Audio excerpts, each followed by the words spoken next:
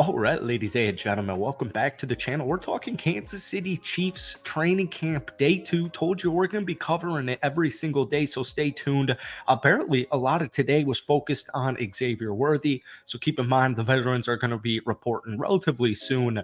But for right now, it's the rookie show and the quarterback show. Patty Mahomes, Carson Wentz out there, but it's all right now. It's all about getting the rookies comfortable, familiar, just a little bit of ahead of schedule for preparedness, essentially, once the veterans get in here, because everyone's playing for a job, everyone's playing for a spot on the rotation. There's a lot on the line here, so the rookies are just getting acclimated. Apparently, today was a big Xavier Worthy day. I want to talk about all the rookies. I want to talk about Rees-Zammit because, I mean, it's turned out like he might have a legitimate day one role with the Kansas City Chiefs. Seemed like a long shot that he was even gonna get to this stage a couple of months ago, but here we are. The dude's a freaking specimen. I mean, he runs at 24 miles per hour, but anyways, we'll talk about that a little bit later on.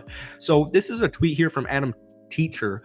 Chiefs' second pre-camp practice is winding down. Mahomes was serious about trying to get the ball to Worthy. 4 of the 6 passes he threw in 7-on-7 drills went to Worthy. 2 were completed, including for a touchdown in the red zone. So he also had a drop earlier today, but we're going to be talking about this kind of stuff in today's video. So before we do, if you guys enjoy it, be sure to hit that like button, hit that sub button for daily NFL content. Like I said, I made 2 Chiefs videos yesterday. We're going to be just covering training camp for Kansas City every single day. I think we're going to be doing that for pretty much every team in the league as well. So if we could try and get this video to 100 likes, that would mean the absolute world to me. It's interesting with Worthy because, this is day 2 of 3 practices, right? You're trying to get your rookies and your quarterbacks acclimated. The good news is it's uneventful, and this is good for specifically Xavier Worthy, because if you guys don't remember, I was reading this article on The Athletic from Nate Taylor, and he just reminded me Rashee Rice, Leo Chanel, puking at training camp when the rookies were there. But it's just good that nothing newsworthy came out from today other than, yeah, he had a drop, but yeah, he had a touchdown. Seemed like a lot of the practice was focused on, trying to build that connection, which is, literally the sole purpose, in my opinion, for Xavier Worthy this upcoming season is just to be that big time play guy, that reliable big time play guy. But we remember, he missed, he aggravated his left hamstring after a muscle strain forced him to miss most of the Chiefs OTA program. He had this quote to say, "I'm working my way back in," said Worthy, whose left thigh was heavily taped. "It just felt good to be back out there with the guys and being able to play football again. As I go, the hamstring is going to continue to get better." So it's like, that's the best news. Xavier Worthy did not miss a game in college. And it appears, just based on yesterday and OTAs, we don't want lingering injuries, especially before the season even begins.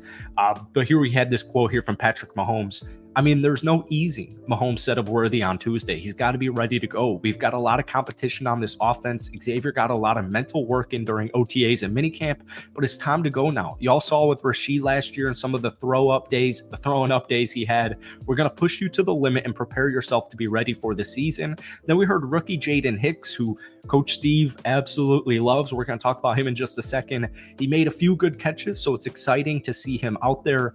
He's definitely a deep threat guy, so he's going to be a lot of fun to watch this season.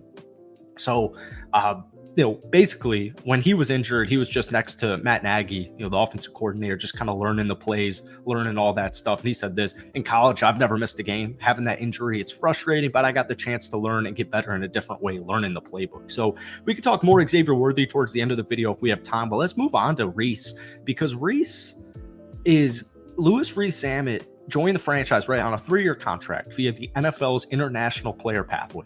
He's 23 years old. He's been taking snaps at running back. Earlier this month, Patrick Mahomes was impressed. He said this on the Wriggles Picks podcast.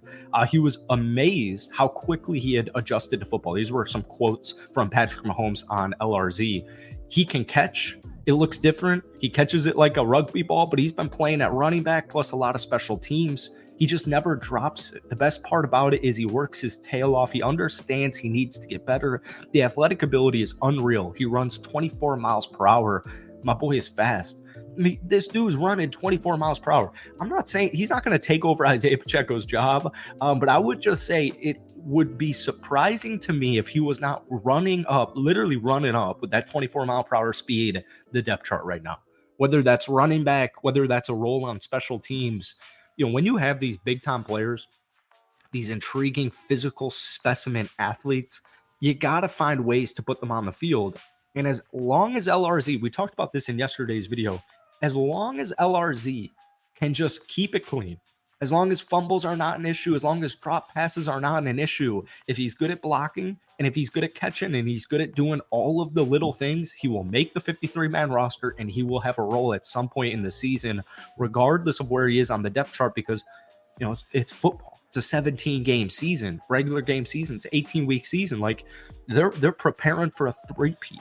They're preparing to break NFL history and go for a three-peat. You're going to need cats like LRZ for a bunch of different facets. So just hearing this every single day, he blew up on Twitter yesterday. We saw a video of Patrick Mahomes throwing him a nice little tight spiral. But yeah, excited about him. Moving on forward to another rookie I'm really excited about. We briefly touched on him last season. Jared Wiley. So one thing we do know, obviously, about Andy Reid, I should say, is he loves throwing a bunch of tight ends out there.